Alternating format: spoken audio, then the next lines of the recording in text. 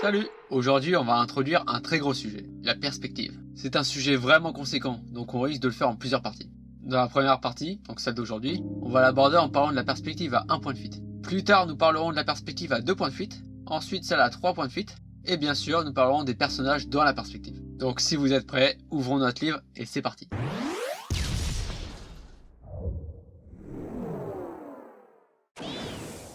Bon, la perspective. Comment se la représenter? Si vous avez vu ma précédente vidéo, vous aurez entendu que j'introduis le terme perspective, en parlant d'un exercice qui permet de commencer le dessin. En parlant de la perspective isométrique, je disais que cette perspective était pratique pour s'entraîner car les droites qui composent la grille resteront toujours parallèles et que cela permet d'apprendre la profondeur plus facilement que si on commençait avec une perspective à un point de fuite. Ce que je disais est vrai, elle permet réellement de s'exercer et de comprendre plus facilement. Par contre, il faut savoir que la perspective isométrique est fausse. Elle est très pratique pour s'entraîner ou si vous voulez travailler sur des jeux tels que Dofus, qui sont justement des jeux en 2D isométriques, mais dans le monde réel, cette particularité qu'elle a de ne jamais converger des droites ne peut pas exister. Donc maintenant on va passer au niveau suivant, la perspective à un point de fuite. Ça risque d'être un peu petit ici, donc allons en pleine page et c'est parti. Avant tout, pour bien la comprendre, il faut savoir ce qu'est la ligne d'horizon. Prenons cet humain comme référent. Imaginons la hauteur de son regard. Là où se trouve notre hauteur de regard se place notre ligne d'horizon. Donc cela veut également dire que nous pouvons influencer son positionnement et donc changer la composition d'une image. Mais cela, on le verra un peu plus tard dans la vidéo. Maintenant qu'on a notre ligne d'horizon, c'est bien beau. Mais que fait-on de cette ligne? Eh bien pour commencer l'apprentissage, mettons le fameux point de fuite qu'on entend depuis le début de cette vidéo. Plaçons notre point au centre de la ligne d'horizon. Ce point représente l'endroit où toutes les lignes vont converger. Traçons des lignes pour éclaircir ce que je viens de dire. Mettons des droites ici pour symboliser un sol et y voir un peu plus clair. On peut voir également que chaque ligne qui vont dans cette direction ne converge nulle part. Elles sont parallèles entre elles.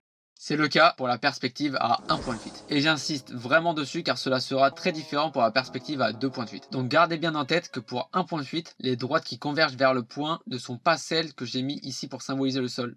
Ensuite, créons un simple cube. Bien. Maintenant, plaçons un autre cube d'une taille différente, mais aussi à un endroit différent. Et voilà, avec cet exemple, vous pouvez observer que votre ligne d'horizon influencera ce que vous pourrez voir ou non des objets placés dans votre scène. Si on part du principe que ce qui est sous notre ligne d'horizon symbolise le sol et donc ce qui est au-dessus symbolise le ciel, alors nous pouvons voir que comme dans la vraie vie, nous ne pouvons pas observer le toit d'un building en restant au sol. Ici, on ne pourra pas voir le sommet du cube, il est masqué. En revanche, si on a un cube qui flotte, on pourra y voir le dessous. Maintenant, on va parler de la profondeur. J'ai introduit ce sujet dans ma précédente vidéo, mais ici nous allons rentrer un peu plus dans le gras du sujet. Si on trace une droite à partir de notre ligne d'horizon, et qu'on y dessine plusieurs cubes à la suite en suivant cette droite, on peut observer que les cubes semblent rétrécir. C'est exactement grâce à ce phénomène que des objets nous paraissent plus ou moins loin de nous. C'est de la profondeur. Un humain en face de nous ne paraîtra pas faire la même taille s'il se trouve à 100 mètres. C'est un principe de base. Mais ce n'est pas tout ce qu'il y a à savoir sur la perspective à un point de fuite. Souvenez-vous, au début de la vidéo j'ai dit donc cela veut également dire que nous pouvons influencer son positionnement et donc changer la composition d'une image. Et oui, si nous plaçons notre ligne d'horizon proche du sol, nous allons par conséquent avoir bien plus de ciel. Un peu dans l'idée des films américains où on y voit une route de désert interminable avec un ciel de plomb qui semble écraser l'image. C'est le même principe. Et inversement, si nous plaçons notre ligne d'horizon plus haute, nous aurons plus de sol. Ça peut sembler bête, mais c'est déjà une approche de la composition de l'image. Et ne pas juste avoir un paysage centré classique. Mais maintenant, compliquons un peu les choses. Que se passe-t-il si nous levons simplement la tête? Eh oui, car ma ligne d'horizon ne bouge pas. Je n'ai pas bougé, je n'ai pas grandi, je ne me suis pas accroupi, donc ma ligne d'horizon ne bouge pas. Mais pourtant, en levant la tête, je vois bien plus de ciel qu'avant. Et c'est pareil si je baisse la tête. Ma ligne d'horizon ne bouge pas, mais pourtant j'arrive à voir bien plus de sol qu'avant.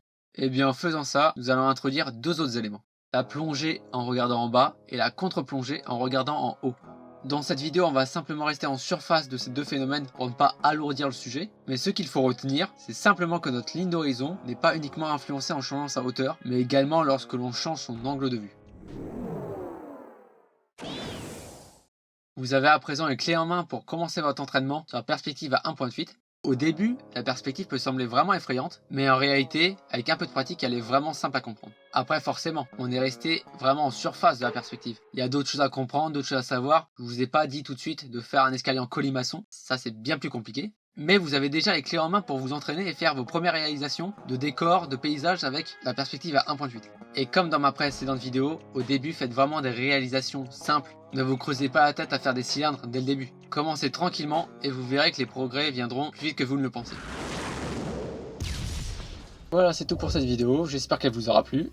N'hésitez pas à laisser un commentaire pour me faire des retours. Puis si vous avez des questions à me poser, si vous voulez un avis ou si vous voulez tout simplement voir ce que je fais, n'hésitez pas à venir me rejoindre sur mon Instagram.